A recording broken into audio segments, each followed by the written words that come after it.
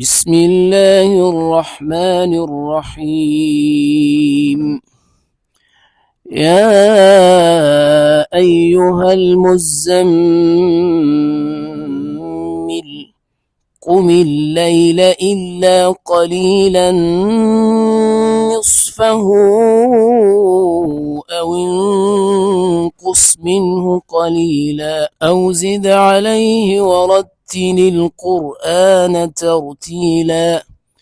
إنا سنلقي عليك قولا ثقيلا إن ناشئة الليل هي أشد وطئا وأقوم قيلا إن لك في النهار سبحا طويلا واذكر اسم ربك وتبتل إليه تبتيلا رب المشرق والمغرب لا إله إلا هو فاتخذه وكيلا واصبر على ما يقولون واهجرهم هجرا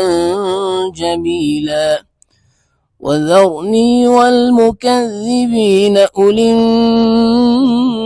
النعمة ومهلهم قليلا إن لدينا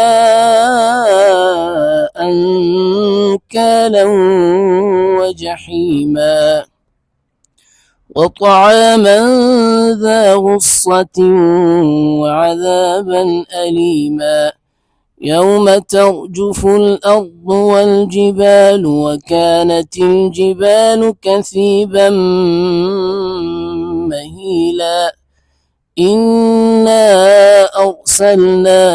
إليكم رسولا شاهدا عليكم كما أرسلنا إلى فرعون رسولا فعصى فرعون الرسول فأخذناه أخذا وبيلا فكيف تتقون إن كفرتم يوما يجعل الولدان شيبا السماء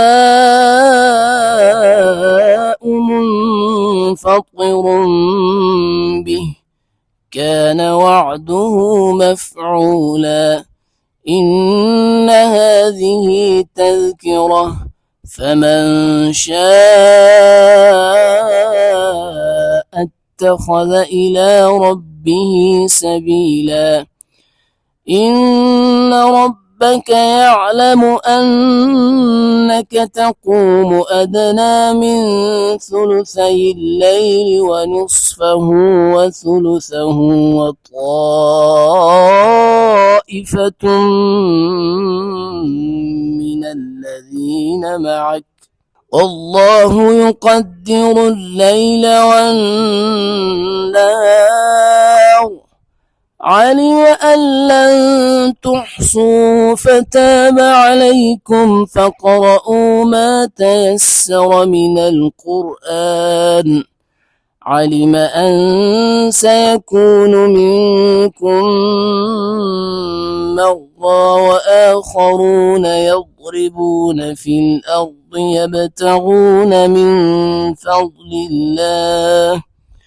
وآخرون يقاتلون في سبيل الله فاقرؤوا ما تيسر منه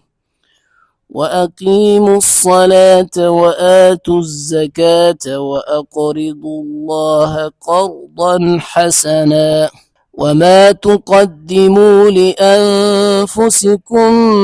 من خير تجدوه عند الله هو خيرا وأعظم أجرا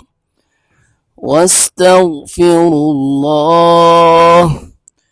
إن الله غفور رحيم صدق الله العظيم.